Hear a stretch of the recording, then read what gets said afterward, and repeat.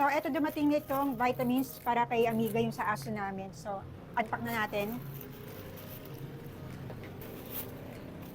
So, yun, nakabubble wrap pa.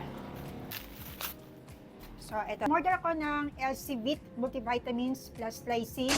So, 120 ml ito. At ito ay sinerge ko talaga dito sa TikTok kasi ang problema ko kay Amiga yung sa aso namin babae na tataka ko bakit nag-start last week na wala siyang ganang kumain. Although wala siyang sakit, nakikipaglaro pa nga siya kay Hawk, doon sa isa naming aso na lalaki. Pero nagtataka ako, bakit this time, wala siyang ganang kumain to the point na ini-spoon feed ko pa siya, yung kailangan pakainin ko siya para lang kumain siya. At nakaka-stress kasi nag-aalala ako baka magkasakit siya. Although wala, hindi ko maintindihan kung may sakit ba siya or what. At may time nga na medyo nanginginig siya, ganyan. And sabi ko, imposible may distemper siya, may parvo. Kasi may bakunado siya ng 5-in-1. Subukan ko ito at ito ay papagana daw na kumain. So ito ay napanood ko rin kay Dr. Ara Bertuccio, yung vet dito sa TikTok. Sinubukan ko rin itong Ivermectin pour-on solution kasi may mga kuto-kuto si Amiga at last week ko nga lang siya napaliguan kasi hindi ko agad mapaliguan kasi nga di ba sobrang lamig. Yung para sa pamatak para sa mga anti-kuto, anti-garapata, ayan.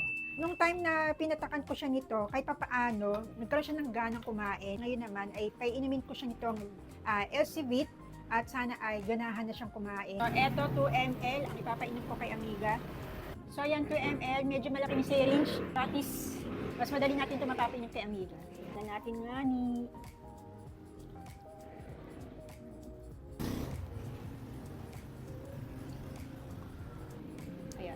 Napainom na natin si Amiga. 2 days later. So, bigyan ko lang kayo ng update dito sa pagpapainom ko ng LC Vit kay Amiga. And ayun, after 2 days, finally, thank you Lord kasi nagkaroon na siya ng ganang kumain. Although medyo choosy pa rin siya sa pagkain. Kasi dati, kahit ano yung pagkain ko kay Amiga, as in kakainin niya lahat. Kahit gulay, kahit ang palaya, kumakain yon. Pero this time, medyo picky pa rin siya sa pagkain. Pero hindi na tulad ng dati na as in, pinipilit ko siyang kumain. Kahit na, yun nga, nagtataka ako na bakit siya walang gana kumain. Although pag pinapakawalan ko siya, ayun, talagang nakikipaglaro siya kay Hope. At sa mga nagtatanong dyan na bakit nga ba nakatali yung aming aso, kasi meron kasi kaming tindahan and for safety, kailangan nakatali yung mga aso ko, lalo na pag nakabukas yung tindahan namin para hindi sila makawala. Kasi nga, may tendency kasi nakakalabas sila and katulad nga nung last time na muntik nang may makagat si Hope, kaya nag-iingat kami, kaya kailangan talaga nakatali yung aso namin. Bakit nga ba nawala ng ganang kumain yung aso ko, si Amiga, kahit na sobrang lakas naman niya, lalo na pag pinapakawalan ko siya, talagang kasi nakikipaglaro siya kay Hope.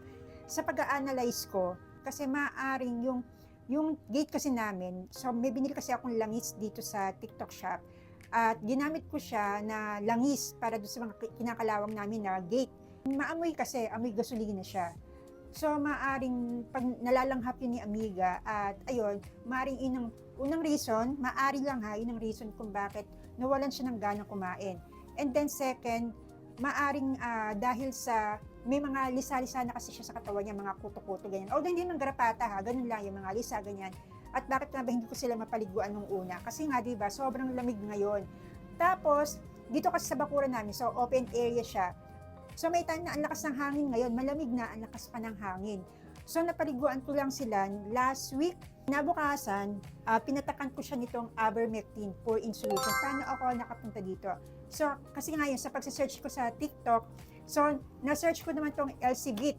At napanood ko nga si Dr. Ara Bertuccio, yung kilalang vet dito sa TikTok at saka sa iba pang social media. Nung pinainom ko ito kay Amiga, mas lalo nagkaroon ng improvement, ginanahan siya na kumain. So, ito ang kanyang instruction. So, sa pagpapainom natin sa aso natin, so yan, 1 ml per 5 kilos ng timbang ng aso or pusa ang pagpapainom ng LC Vit. So, si Amiga ay ina-assume ko na mga nasa less than 10 kilos siya kasi medyo pumayat siya. Pinapainom ko siya ng 2 ml ng LC Vit. Tapos, wala itong kasamang syringe. So, bumili ako ng syringe at ayan, ito yung ginagamit ko yung maliit. Kasi yung una kong ginagamit malaki, 10 ml. Pero may mas maliit, talagang magkakasya dito sa pinakabibig nitong bote ng LC Vit. Ayan. So, kasya siya dito at 2 ml ang pinapainom ko sa kanya.